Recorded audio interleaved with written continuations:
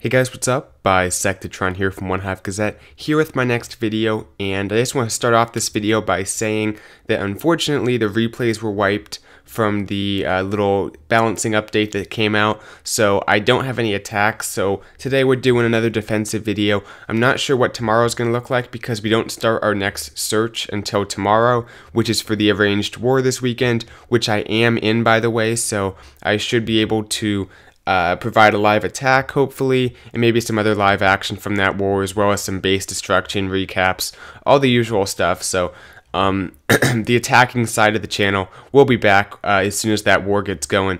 But for now, we're stuck kind of without replays. So I thought that this would be a good opportunity to talk a little bit about Inferno Tower compartments at Town Hall 10, because I've done a few Town Hall 9 videos recently, and I think it's time to do a Town Hall 10 video. Not going to do a full live base build here. We're just talking about Inferno Towers and your different options as far as what compartments to put them in. Now, you can put them in just a normal compartment, but typically what you see at Town Hall 10 on these anti-3-star bases is people putting their Infernos in a compartment by themselves, or at least with no other defenses. So we're going to talk a little bit about your options, a little bit about what the core of your base should look like in between both your Inferno Towers, and just go from there. So let's start off right here with this first Inferno Tower. This is the standard compartment that we saw as soon as bowlers became popular. Basically what this is doing is it's just keeping the Inferno Tower 2 tiles away from every wall. A bowler can't reach it. The queen can snipe over, and that's going to be the main troop that you have to watch out for. But it is good against miners, because if you have buildings around it that are touching, or at least pretty close like this, the miners are going to typically path around it, so it's hard to path the miners into it.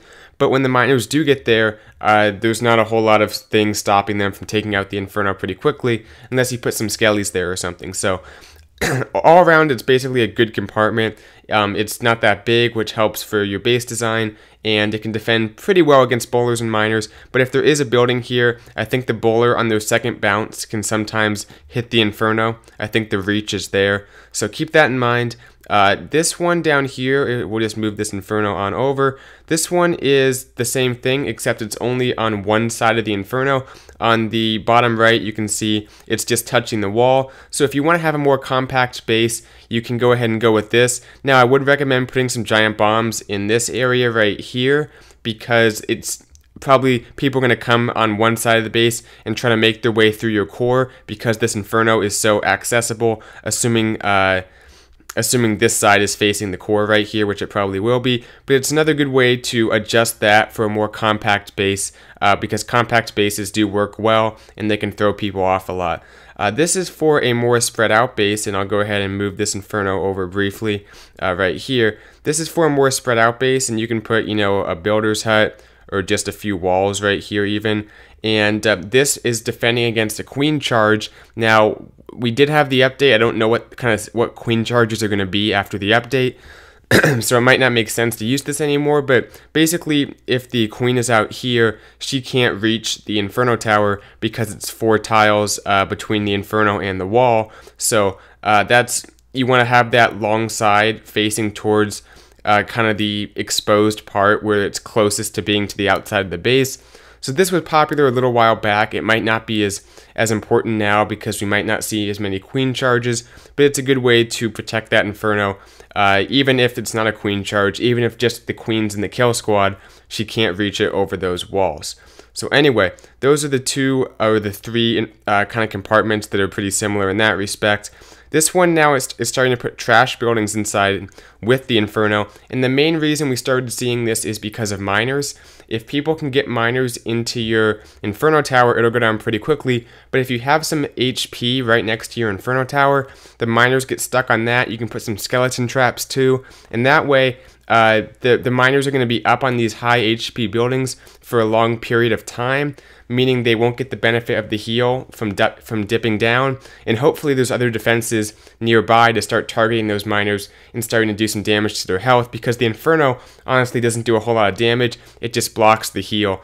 So anyway, this is how this compartment looks. You can see the walls are still 2 tiles away from these, because a bowler on the second bounce would go, if it could reach this, it would just go straight from there onto the Inferno, and the Inferno would go down pretty easily. But by having the 2 wall buffer between the storage and the wall, you're ensuring that bowlers can't reach the storages unless they're on this angle, in which case the Inferno isn't lined up. So this is basically to defend against miners, but also defend against bowlers. Now you can take a risk and have the walls like that, but if bowlers do come up, they're just going to take out your Inferno pretty easily just by going from the storage on the second bounce over to the Inferno tower. So keep that in mind, however you want to play around with that. I think we have one more at the bottom here. I will move this Inferno over for here. This is the same thing, but it's a little bit more anti-Valk. If you think your base might get hit by Valks, you don't want to have everything touching.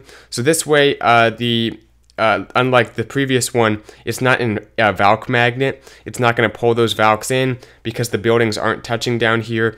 So it takes up a little more space. Once again, you can play around with the walls. They don't have to be so far apart from the storages. But however you do it, this is a good way to defend against miners, bowlers, and Valks, although it does take up quite a bit of real estate. So anyway, those are kind of the basic Inferno tower compartments we see. As far as a core, I just made an example right here, and maybe it'll be easier to go into photo mode. This is the example, really.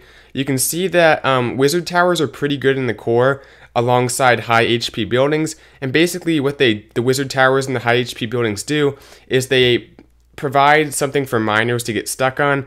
The storages in the clan castle are pretty high HP. The miners are going to get stuck on them probably and take a while to take them out. And while they're stuck on those buildings, the giant bombs go off. You get that splash damage. You can have skeleton traps to hold them up even longer. And those wizard towers, especially if they're max for Town Hall 10, which mine now are, they can get some pretty solid amounts of splash damage on those miners, and if you have an Inferno tower nearby, that's a bonus. So these 2 little air traps would represent where your Infernos would go. So sometimes you want to have a little bit of a skinnier core like this, that's kind of skinny sideways, and that way you can fit, possibly a very large Inferno tower compartment on either side of that, because if you have a big core, your base might get too big if you try to have big Inferno tower compartments next to it.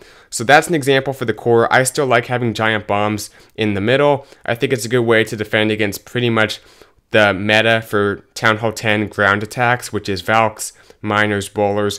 All that stuff typically is going to go in the core, and this is a good way to defend against that. And this way you can also keep your point defense more towards the outside to, defend against the initial funnel, just to get that damage going early. Don't let them set up too much with their attack before they enter the base. Get the damage going as soon as they drop a golem or whatever they do to start off their attack, whether it's a queen walk or whatever. So anyway, thanks for watching this video. That's all I have for you guys today. I'm not sure what I'm going to do tomorrow, but I'll make something work, and just hang tight if you're looking for some more attacks, because we still have to wait until OneHive Genesis searches and we get in that arranged war, which will be tomorrow, the search. So anyway, like I said, thanks for watching, and hope you at least, found a few things helpful in this video, especially for those of you Town Hall 10s out there.